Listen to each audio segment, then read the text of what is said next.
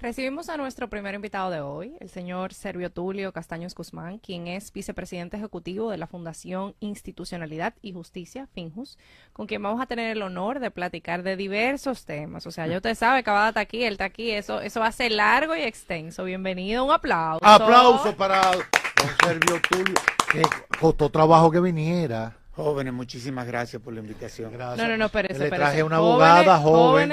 Jóvenes, usted se refiere a mi persona. No, y a mí también. No, Bueno. pero del corazón, porque... Lo que pasa es que como yo soy mayor que Cavada, yo...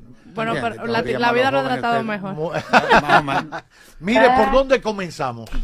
Pues bueno, El Inés está- el Inés Olavarría, que está en Nueva York. Quien también es joven. Parte de nuestro equipo, ahí Claro, está. un lujo tener... Colágeno del equipo. Bueno, y ya que hablamos por dónde comenzar, usted tiene la primera pregunta para don Servio Tulio. Claro que sí. Y vamos a comenzar calientito con todo este tema que está pasando con los jueces de la Junta Central Electoral, con los jueces en general del país, esta huelga de jueces. Hace unos meses tuvimos un juez que nos acompañó en el programa y fíjese que hablaba de cómo por la falta de personal tenía Así que es. suplir 2, 3, 4 turnos. El señor Roberto ponía el ejemplo de que preocupa que jueces, luego de dictar una sentencia en un caso de alto perfil o del que fuera, tienen que salir a coger un Así concho es. para llegar a su casa sin ningún tipo de seguridad, porque el sueldo no les alcanza para otra cosa. Y también porque quizá no hay fondos en la institución para que tengan una seguridad privada que garantice que aquellos que dictan la justicia estén protegidos y una serie de cosas que lo vemos nosotros y que ahora los jueces que no son una clase que suele pronunciarse y hacer huelga por muchas cosas, están reclamando. Vamos a tomar por pedacito estos reclamos y ver qué opinan ustedes. Bueno, yo pienso que lo primero que hay que decir es que los reclamos que han venido haciendo los miembros del Poder Judicial son justos. Porque hay que ver las condiciones y los espacios en los que laboran nuestros magistrados. Quizás uno que está en la capital ve que la situación no es tan complicada. Pero cuando tú te vas a un pueblo, Al sur, sobre todo. no, e inclusive hasta en el este, es una cosa que da ganas de llorar. Yo sostengo la tesis de que para tú ser juez en este país, tú tienes que tener vocación inclusive hasta de martirio. Madre mía. Porque no solamente es una función complicada, sino también los niveles de precariedad con lo que ellos laboran. Hay jueces en este país que ni siquiera tienen medios de transporte, en honor a la verdad. Muchos jueces de paz no lo tienen, porque no cuentan con los recursos. Pero eso se extrapola a todos los actores del sistema de justicia. Claro. Porque probablemente probablemente no, quienes mejores están de los actores del sistema de justicia son los jueces. Hay que ver los miembros del Ministerio Público, que ganan casi la mitad que ganan sus pares. Por ejemplo, los defensores públicos. Sí. El Poder Judicial es verdad que requiere personal, pero para que ustedes tengan una idea, en la defensa pública solamente somos unos 190 defensores públicos. Y a los defensores públicos quizás es de los actores del sistema a quienes más se les carga laboralmente. Claro. Porque llevan promedio de 300 a 500 expedientes. Es decir, ellos asumen el 82% de todos los casos que se le someten al sistema de justicia penal.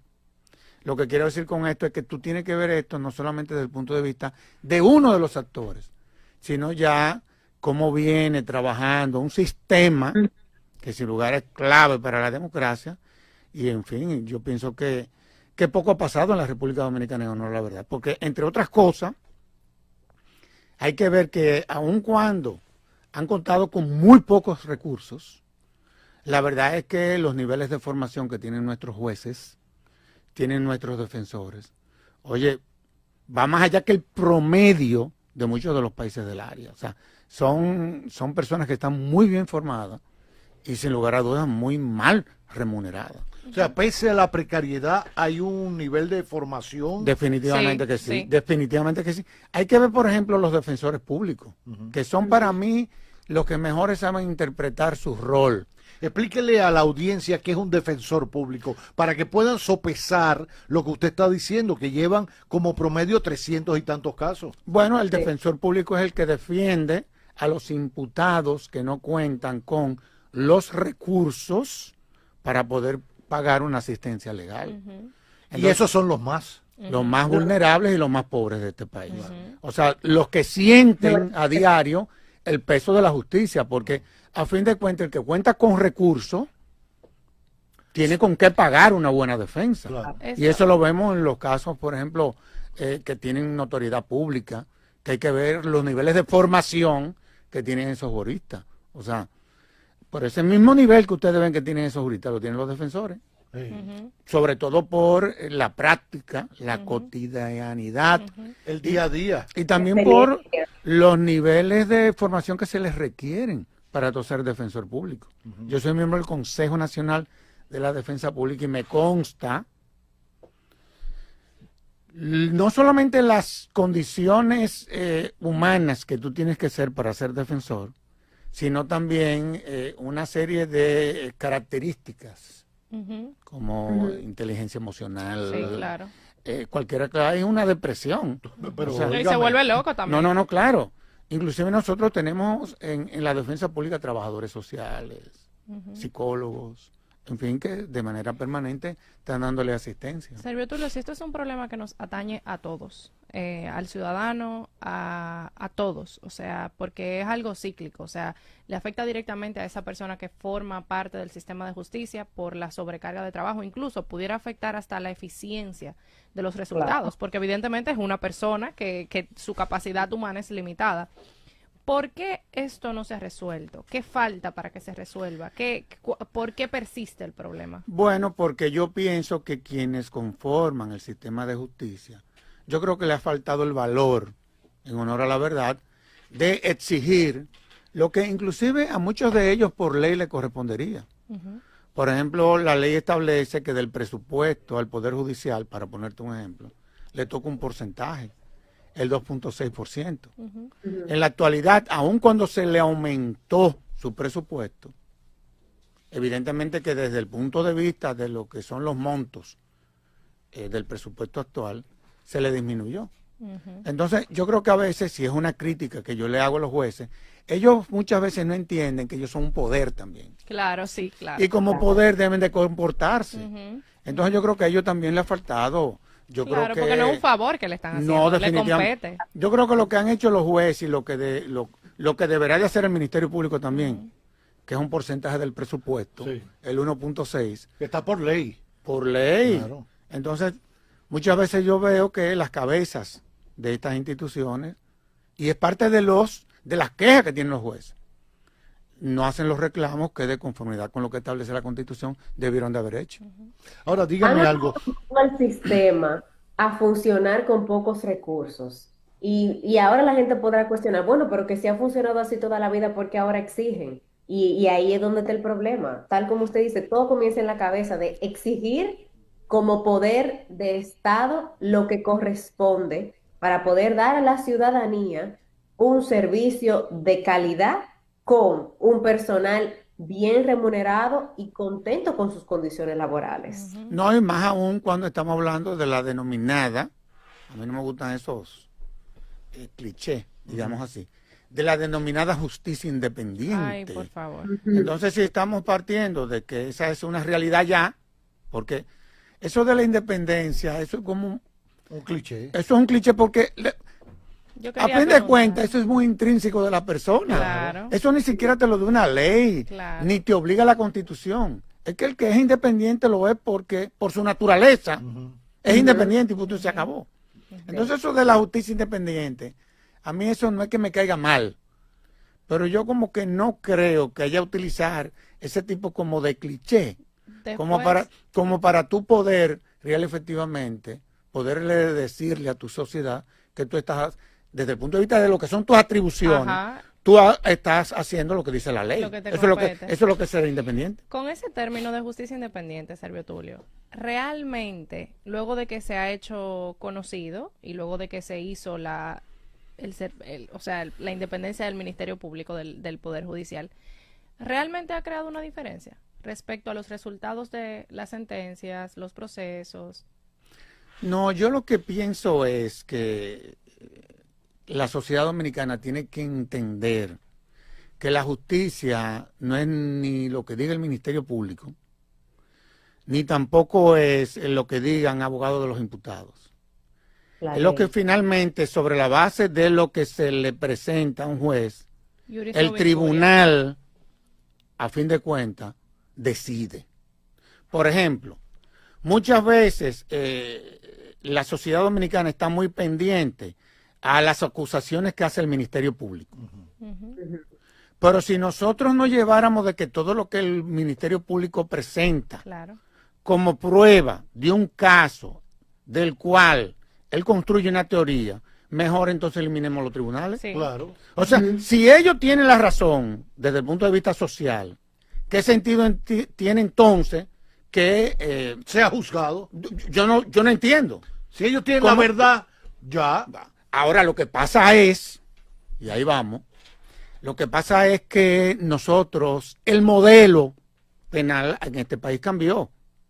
Antes del Código Procesal Penal, aquí el que hablaba más bonito, el que tenía mejor oratoria, era el que generalmente tenía ganancia de causa. Fíjate que todos esos abogados que tenían esa verborrea eran los que siempre ganaban los casos. Claro. Pero sucede que ahora no es así. Ahora los casos se construyen no sobre la base de teorías ni relatos, sino sobre la base de prueba que hay que probarle a un tribunal. Entonces, ¿qué sucede?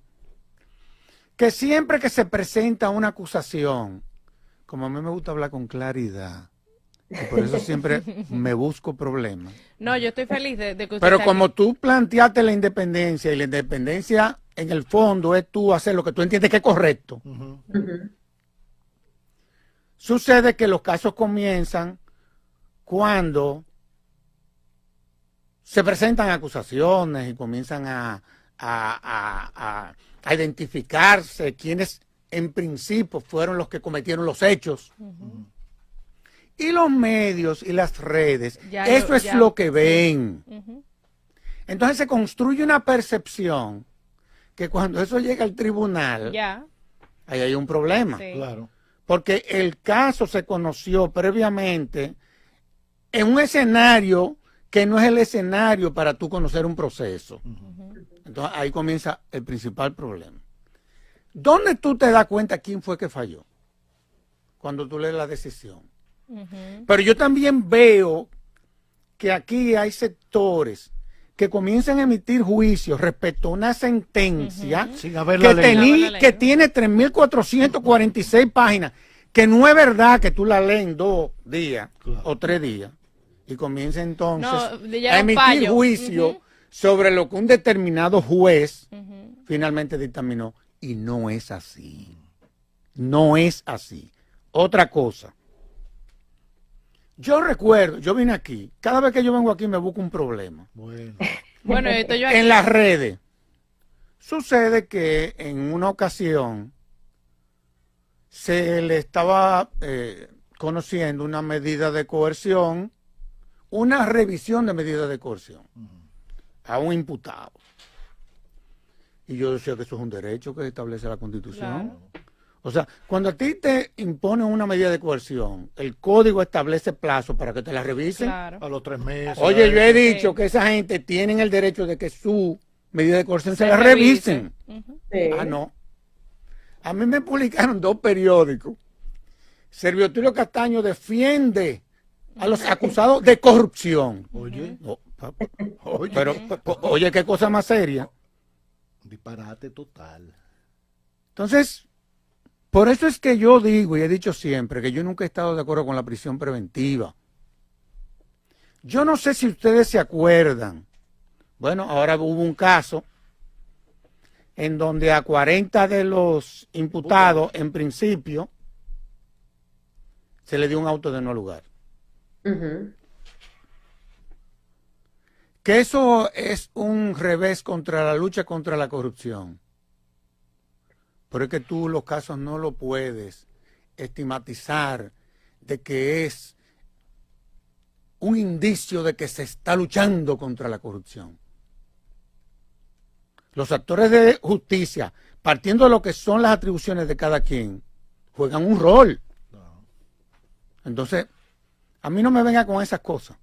Entonces, esa lucha contra la corrupción también se ha venido poniendo de su tamaño. Ha ido bajando al nivel que tiene que estar. Claro, porque al fin de cuentas, y eso va a terminar siendo así, la gente va a entender que no es en los medios que se debaten los procesos, es en el tribunal, porque ese es el escenario. Otra cosa, cada proceso está o intervienen partes. El Ministerio Público, que yo no le critico que como medida de coerción soliciten la prisión preventiva. Yo le critico a los jueces que se la conceden. Claro, no son ellos. Claro. Porque yo fui Ministerio Público y la naturaleza de un Ministerio Público es en todos los casos pedir como medida de coerción la prisión preventiva. Ah, pero los jueces se la conceden. Ajá. Por la razón que sea, y no entiendo cuál es la razón. Ahí hay una cosa, doctor. La parte mediática. La parte mediática. Ah, pero eso no se puede. Ah, pero yo te voy a decir una cosa. ¿Cómo se resuelve No, eso? pero es que nosotros no vivimos Cuando el populacho está gritando, paredón, paredón. Ajá. ¿Qué vamos a hacer? Bueno, pero entonces cerremos las instituciones. Claro. Porque el juez que no es capaz de jugar conforme a lo que establece su íntima convicción y parte de lo que son los reclamos de un sector que ni siquiera conoce el fondo del caso, que deje eso. Porque yo te voy a decir una cosa. Nosotros no vivimos en una dictadura. Gracias a Dios. Nosotros vivimos en una democracia. Y en una democracia es verdad que existe el principio de presunción de inocencia. Pero ojo, yo te pregunto a ti, ¿quién es el que preserva? ¿Quién es el que garantiza el principio de presunción de inocencia? No es el Ministerio Público. No. Para el Ministerio Público no existe el principio de presunción de inocencia porque él presenta la acusación. Él te está imputando. Es el juez que tiene que garantizar el principio de presunción de inocencia. Y el juez que tenga temor de que sobre la base de lo que pueda decir quien sea, que deje eso, que así no se imparte justicia.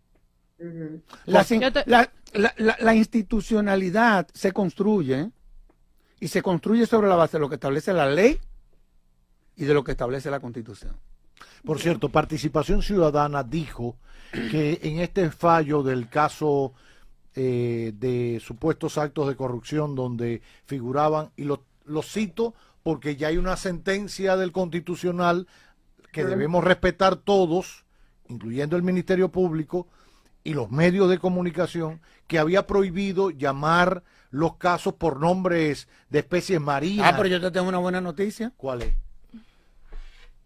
Parece que el Ministerio Público finalmente está acatando la decisión. Porque en el día de ayer el Ministerio Público presentó 3 casos y ya eran los casos CX222. XL256 fue el de ayer. Exacto. ¿Tú estás entendiendo? Claro. Ya no se llaman calamar. Parecería que ella finalmente entendió que tiene que cumplir con la decisión del Tribunal Constitucional que le es vinculante. Esa es una buena noticia. Y estamos avanzando. ¿Usted cree realmente que eso laceraba la moral de los imputados? Ponerle un nombre a su expediente. En otros países no se utiliza. ¿O hay una numeración? Son números. Son números. Generalmente yo no creo que haya la necesidad. Sí. Porque eso de una u otra... Mira, el derecho penal tiene un aspecto que no lo tienen las demás ramas del derecho. El derecho penal es un derecho sensacionalista. Sí. Por eso que y que genera mucha morbosidad. Genera mucha morbosidad. Porque el derecho penal tiene que ver mucho con el honor. La dignidad. No, y la libertad de los hombres, por lo que cualquier ser humano mata a otro. Sí. Eso es lo que se conoce ahí, sobre el patrimonio. Entonces nosotros en la Fundación somos muy cuidadosos. Y nosotros cuando hacemos estos análisis, lo hacemos desde el punto de vista de cómo vienen comportándose los actores del sistema. No sobre el caso en sí, eso están las partes. Y para eso están los tribunales. Yéndome en esa misma línea, Yo siempre he tenido un parecer bastante marcado en este programa y Cavada puede corresponder a eso. Yo siempre he dicho que la justicia es justa, no es blanda ni dura, es justa. Y lo he dicho en consideraciones de muchas personas que simplemente dicen, no, que lo mandaron para su casa, que no sé qué. Todo el mundo tiene la presunción de inocencia. En base a eso, nosotros hemos hablado aquí y he tomado la responsabilidad de decir de que mi generación, porque soy joven, últimamente no quiere justicia, quiere gente presa. Sí, claro. No les importa el contexto en el que eso se aplique, simplemente por el morbo que provoca, por la sensación de sentir que a una persona le fue más mal que a usted, por muchas razones. Actualmente, en este contexto, yo siempre he dicho que también la prensa tiene una responsabilidad muy grande Claro sobre que la sí. influencia de la gente, sobre todo porque últimamente las personas jóvenes no investigan, repiten información. Es como si fueran rebeldes sin causa. Se montan en olas. Se montan en olas y se desmontan de una y se montan en la otra. Es que es más fácil así. Exacto. Entonces, actualmente se debate el proyecto de la Ley Orgánica de Libertad de Expresión. En base a todo lo que nosotros hemos hablado, desde una perspectiva jurídica, ¿usted entiende que esto fortalece la iniciativa de poder tener un proceso muchísimo más certero? ¿O esto en realidad limita o vulnera derechos de los ciudadanos? Pero mire, yo te voy, esa es la denominada ley Mordaza. Uh-huh. Pero mira, yo creo que quienes trabajaron esa ley, yo fui consultado en varias ocasiones por la comisión y tuve una relación muy directa. Yo creo que quienes se han expresado en esa dirección, me parece a mí que no la han leído. Yo coincido con Porque a fin de cuentas, lo que se le pudiese criticar a la ley, que es demasiado garantista. Que el tema tiene que ver con los medios digitales y ese tipo de cosas. Señores, pero es que todo también en la vida estamos sometidos a un orden. Claro. Para vivir en sociedad tiene que haber reglas. Es que usted no puede agarrar un micrófono y hacer con él lo que a usted le venga en gana. Sin régimen de consecuencias. 100%. Es lo que te estoy diciendo. Pero oye lo que dice la propuesta. Que cualquier resolución, cualquier motivación tiene que ser con la autorización de la autoridad competente, de un juez. Sí. Y le da una serie de garantías a quienes hacen uso de esos recursos que no la tienen hoy en día, para que tú la sepas. Porque se la regulan otros medios. Claro. ¿No? Yo no sé qué fue lo que pasó ahí, honestamente hablando. Ahora, yo quiero volver a lo de la justicia. Y el tema de todo lo que tiene que ver el mediatismo. Yo recuerdo, lo puedo decir aquí porque estos medios es del grupo Corripio, familia con la que mi familia tiene una relación Muy estrecha. muy estrecha. Familiar. Y con la que hemos coincidido en muchas cosas. Sí. Entre las cuales, yo no sé si ustedes se acuerdan, y yo lo digo porque me encanta como revivir. Volver. Yo recuerdo cuando Punta Catalina, que se ha convertido en el mayor de los éxitos ahora de la gestión del presidente Medina. Yo recuerdo que en esa ocasión se creó una comisión dentro de 10 notables. En esa comisión, como cosas de la vida, estábamos Pepín Corripio y yo. Lo recuerdo. Cuando rendimos el informe, En un la informe Copamama. de 534 páginas, que yo invito a que lo lean, De nuevo. que lo lean, ya que pasaron las pasiones y que la construcción de la obra resultó ser exitosa y que todo el mundo está alabando esa planta de generación. Con una perspectiva más fresca. Pero escúchame esto, yo recuerdo que Pepín Corripio me dijo, mira Servio Tulio, el único abogado que hay aquí eres tú. Tú ni eres ni electricista, ni economista, ni empresario. Limítate al aspecto estrictamente jurídico. Y fue ahí que se detectaron los problemas. Sí. Todo lo que fue el proceso de licitación. Pero nadie en ese momento quería ver eso. La gente lo que quería decir era que esa planta no costaba el precio por la que se contrató. 1.950 millones de dólares. Cuando nosotros hacemos el análisis, buscamos los consultores internacionales llegaron a la conclusión y rindieron su informe de que eso estaba dentro de la media de los precios internacionales. ¿Tú sabes qué pasó? Que la planta es verdad que no costó 1.950 millones, costó casi 3.000 millones de pesos. Lo que te quiero decir es que el problema no era el precio, pero las olas, cuando se desatan, difícilmente se pueden contener. Y uno entonces tiene que volver a Cervantes, que decía en Sobre el Quijote que el tiempo sirve muchas veces para darle dulce respuesta a muchas amargas dificultades. Y nos sentamos a esperar. A esperar.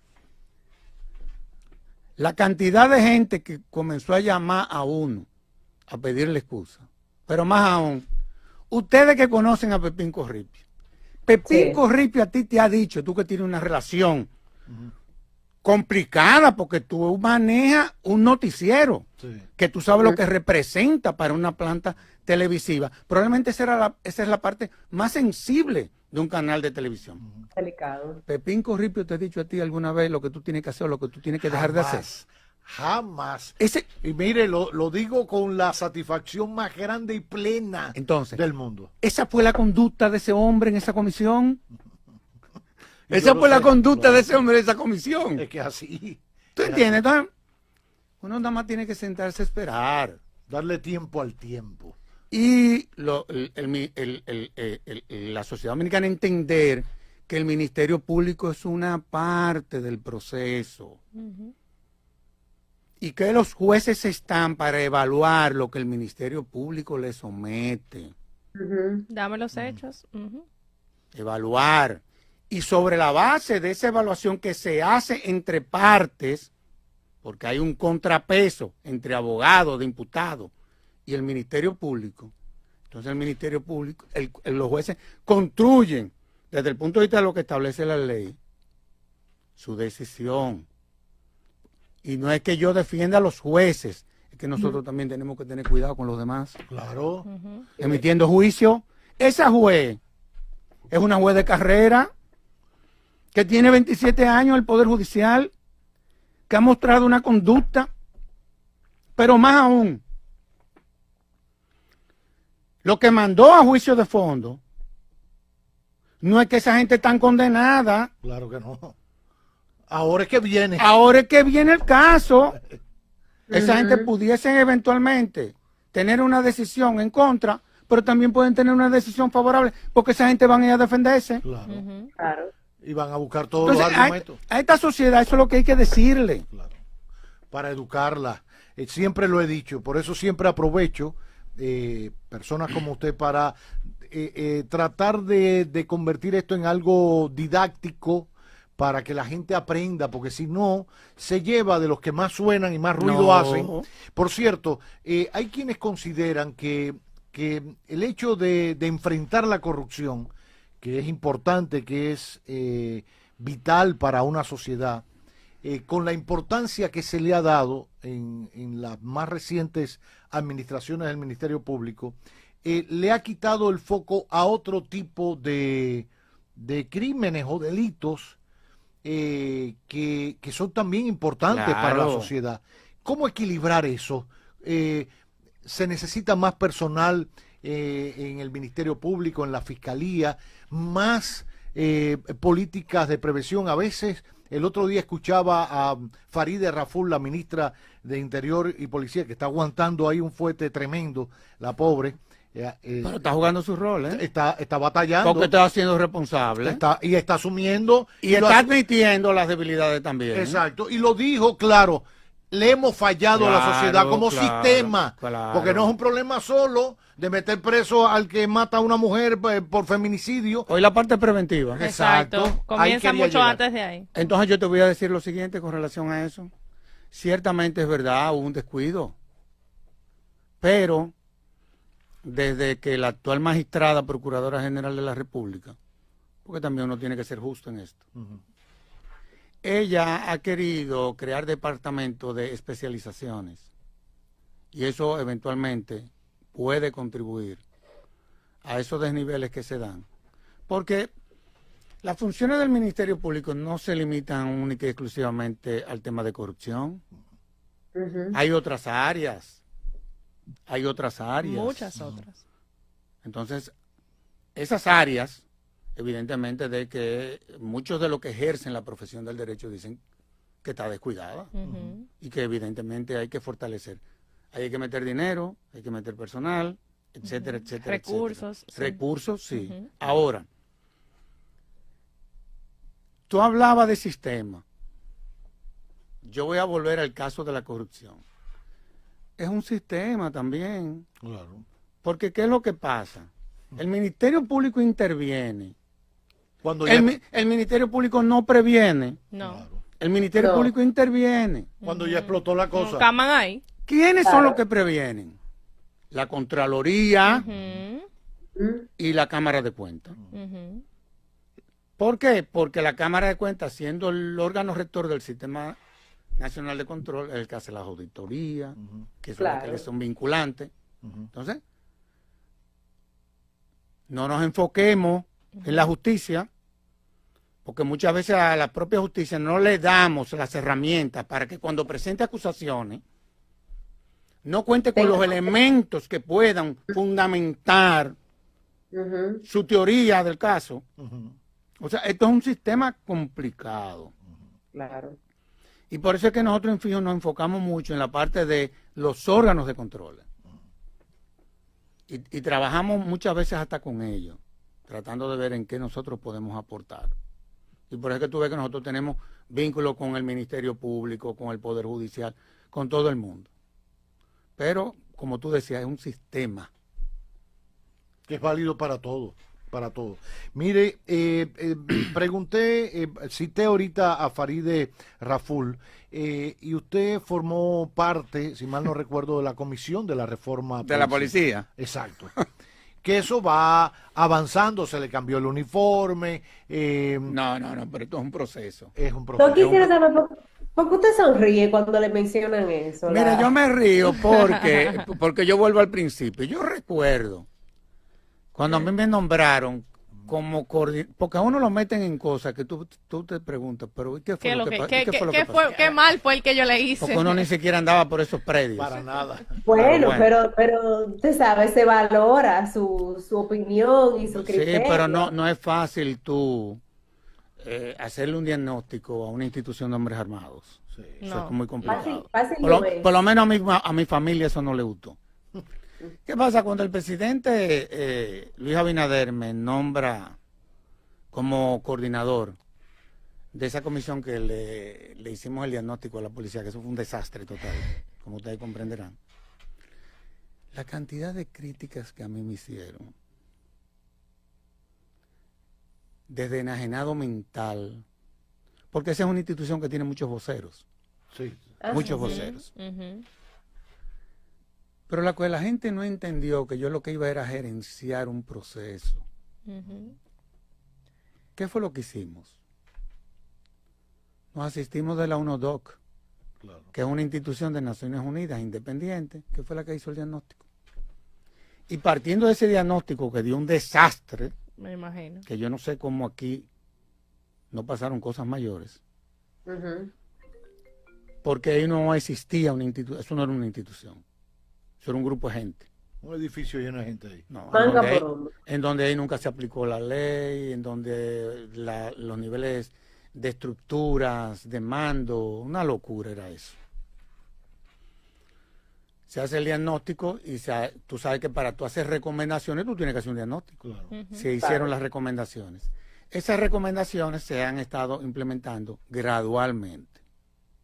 Pues tú sabes que un proceso de transformación, eso es como cuando tú vas a vivir un proceso de perdón a una gente. Ujú. Tú lo tienes que perdonar, Pero tú pero, vas poco a pero es que poco. tú no lo vas a perdonar porque yo quiero que tú lo Claro, perdones. ¿no? Y Claro. también como Hay había etapas. costumbre de estar en algo que no estaba organizado, nadie quiere que se organice de esa forma. No, ustedes no se pueden. Ahí ni siquiera las armas estaban registradas, muchas de ellas. Eso era una locura, una locura.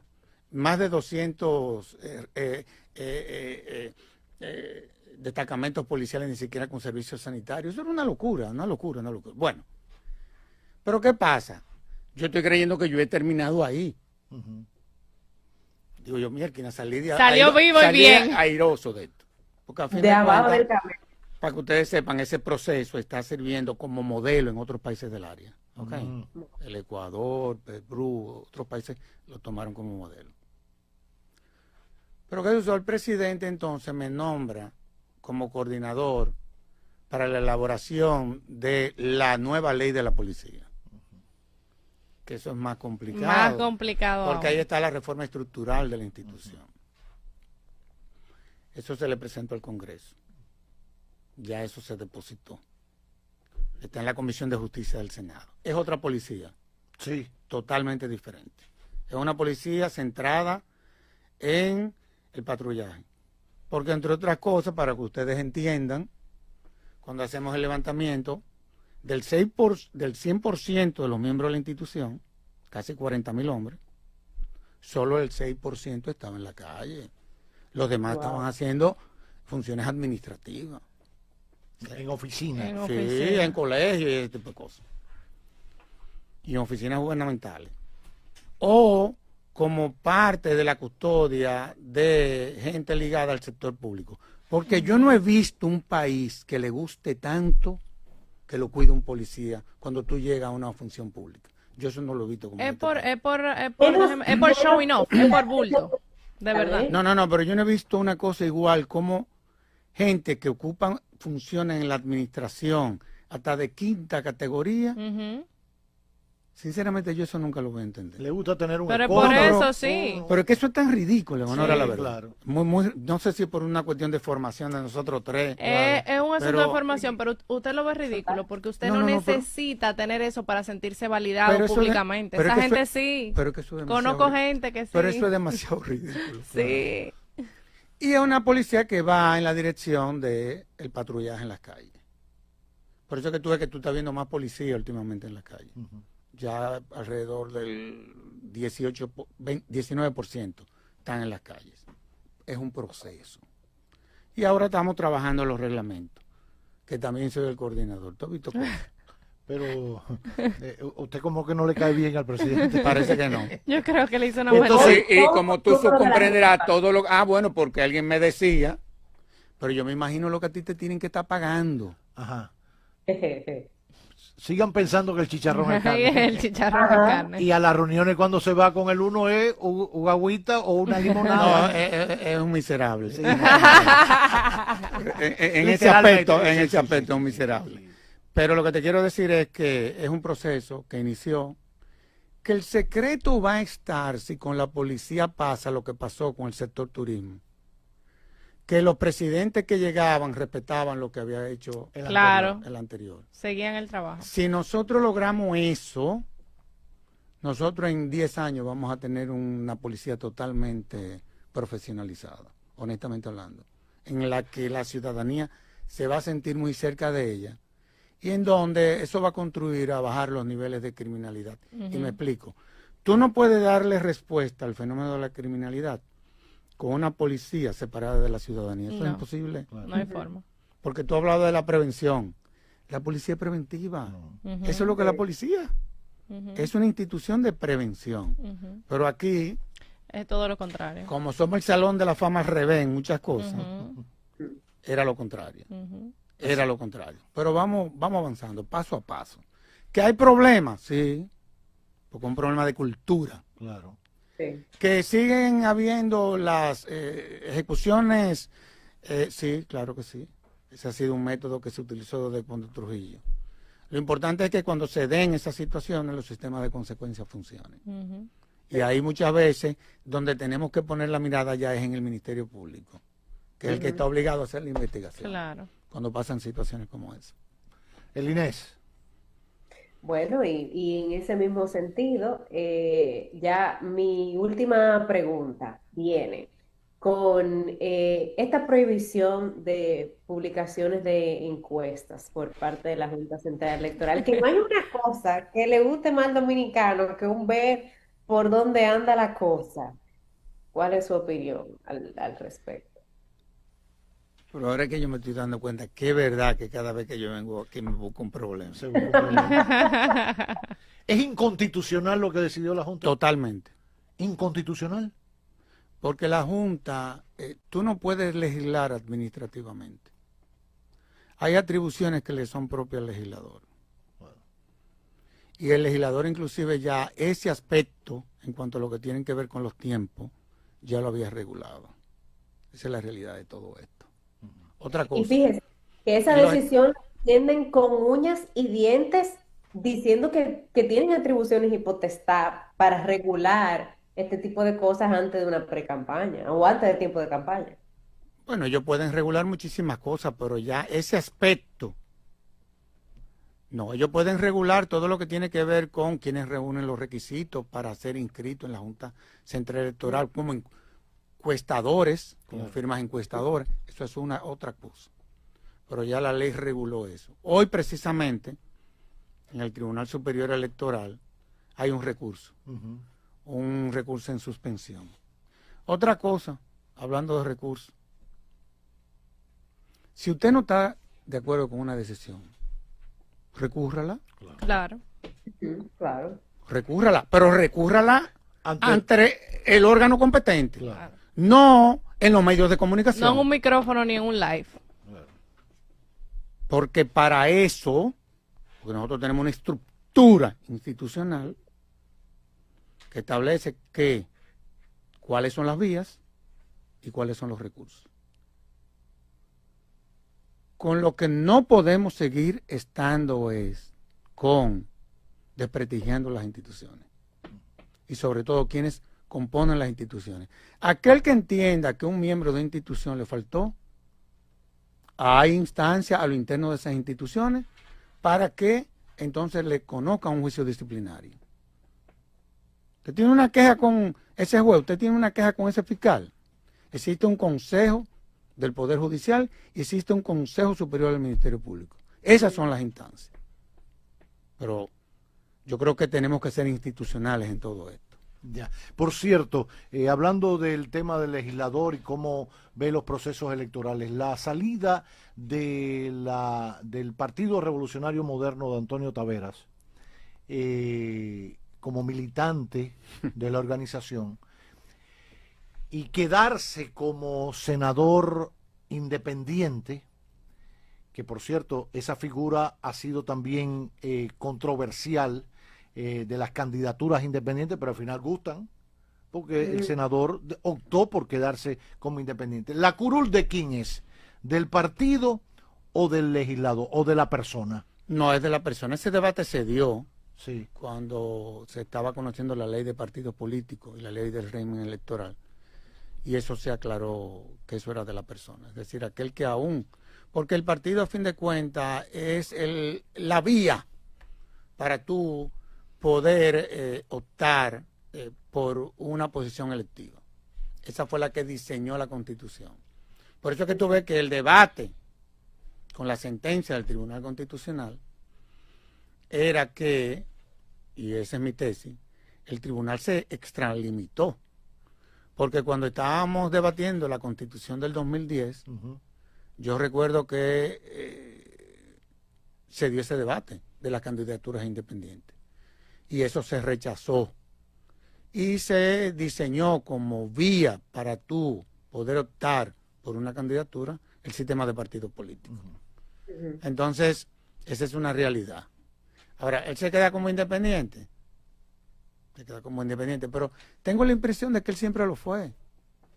Porque él siempre, desde un principio, chocó no solamente con los senadores de la oposición, sino también con senadores no de su propio partido, porque yo creo que él nunca fue del PRM. Él fue como una figura que el PRM llevó. Pero él siempre se comportó como independiente. Sí. O sea, él siempre tenía problemas con los presidentes del hemiciclo. Lo tuvo con el anterior presidente del Senado, Eduardo Estrella. Y también con Ricardo de los Santos, que dicho sea de paso, ha resultado ser un magnífico presidente del Senado trabajo de la República, sobre todo por sus niveles de tolerancia, que es lo que hay que tener No. Y me alegro que usted lo diga porque a veces hay poca oportunidad para tocar esos No, pero temas. Ricardo, Estamos hablando de un transportista, señores. No. ¿Eh? Por eso es que uno ¿Eh? tiene que tener mucho cuidado cuando uno va a elegir quienes presiden órganos en donde su composición es colegiada. Sí. Porque a veces la inteligencia emocional va más allá que tu propia capacidad académica. No digo que Ricardo no tenga capacidad académica porque la tiene, y lo ha demostrado. Se han formado, sí. Pero en los órganos colegiados la estabilidad emocional es probablemente el 70% de lo que debe de tener quien ocupe la presidencia de un órgano colegiado. Honestamente hablando te lo digo. Te lo digo porque como uno ha estado tanto en comisiones y cosas, Claro. uno lo ha habido. Imagínate, yo soy miembro de 9 comisiones. Qué locura. Una locura. Usted no aguanta un grupo más de Más la WhatsApp. fundación. Que eso ¿Cómo sí le es da verdad la que es un campo de concentración. Y tú lo sabes. No aguanta un grupo más de Mire, WhatsApp usted. Por último, evaluando un poco el país, cómo va y la gestión actual, si bien se ha cuestionado un poco el tema de las políticas económicas, etcétera, se pudiera decir que en los últimos años ha habido un rigor mayor con el tema de la institucionalidad en el país, que se ha hecho un esfuerzo. No estoy hablando solo por fusionar ministerios, No. sino por darle el rol que le corresponde, por darle el presupuesto que le toca, por darle la importancia que tiene. ¿Usted lo siente así? Bueno, pero tú y yo pudiésemos decir cualquier cosa porque vivimos en este país. Claro. Pero vámonos a los indicadores internacionales. Evidentemente de que el país ha mejorado desde el punto de vista institucional. Los indicadores así lo indican. Esa es la verdad. Obviamente uno aquí quisiera ir más rápido. Claro. Esa es la verdad. Y yo, te lo digo sinceramente, yo ni soy del PRM ni he votado por Luis Abinader. O sea, yo tengo, creo que la objetividad para poder decir lo que voy a decir. Nosotros hemos tenido muy buenos presidentes. Una cosa son los entornos, todo lo que tú quieras. Sí. Pero hemos tenido muy buenos presidentes. Y el presidente Luis Abinader, como otros, es un gran estadista, en honor a la verdad. Es una persona que es accesible, Sí. que cualquier cosa, cuando te lo solicitan o cuando te preguntan, que tú puedas dar una opinión, la valoran. Y yo tengo esa impresión de él. Y lo puedo decir porque ya él no va a repetir. Claro. O sea, para que no me vayan a acusar ahora de que usted le estoy está haciendo campaña, porque no es el caso. Claro. Pero es un presidente, te lo digo porque me ha tocado manejar muchas cosas diferentes con él, como me tocó con los demás también, en honor a la verdad. Qué bien. Bueno, pues abordamos muchos temas. Salió bastante ileso. Por lo menos, Salió bien. por lo menos ¿Qué tema se quedó? la elección de los jueces de la Suprema Corte. Le iba a de Justicia. preguntar, que ha sido un debate, el tema del Consejo para elegir el tema de los Es que es muy miembros. difícil para el Consejo elegir jueces de la Suprema Corte de Justicia que quieran repetir Claro. en la Suprema. ¿Qué se juzga en ese Consejo? Ese es el problema, que el Consejo no tiene capacidad técnica. Claro. Entonces, por eso es que nosotros como fundación siempre decíamos, vamos a nombrar a los jueces por un periodo, Ujú, por 12 años, ujú. y que se vayan para su casa. No es lo mismo tú elegir un juez que no siendo de la Suprema Corte de Justicia, venga de la academia o venga del ejercicio profesional. Eso está fácil. Claro, muy fácil. Lo duro es cuando tú tienes que evaluar a un juez de la Suprema Corte de Justicia. Exacto. ¿Qué quiere Que- seguir? en- Que Ajá. quiere seguir. Co- Pero tú sabes que la presidencia de la Suprema Corte de Justicia va a ser evaluada. Sí. Lo que sí te puedo decir, y esa ha sido la tendencia, el presidente de la Suprema Corte de Justicia generalmente se le reserva al presidente de la República. Lo decide el presidente. Los demás miembros de la Suprema Corte de Justicia son con los que se generan los consensos. Pasó cuando Leonel Fernández, pasó cuando Danilo Medina, y no creo que no vaya a pasar con el actual presidente, porque esa es una regla de juego en todos los países del mundo.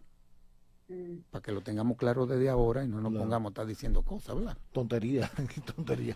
Jugando a la democracia cuando ya está... Lo que te quiero decir es que el que resulte ser electo, sea Luis Henry que lo confirmen, u otro, Ujú. ahí tuvo que ver el peso del presidente. Así de sencillo. Ahí iba a salir ileso, pero ahí ya no salió ileso. Pues gracias a Servio Tulio Castaño Guzmán, vicepresidente ejecutivo de la Fundación Institucionalidad y Justicia, FINJU, por acompañarnos en este magazine que no tiene nombre.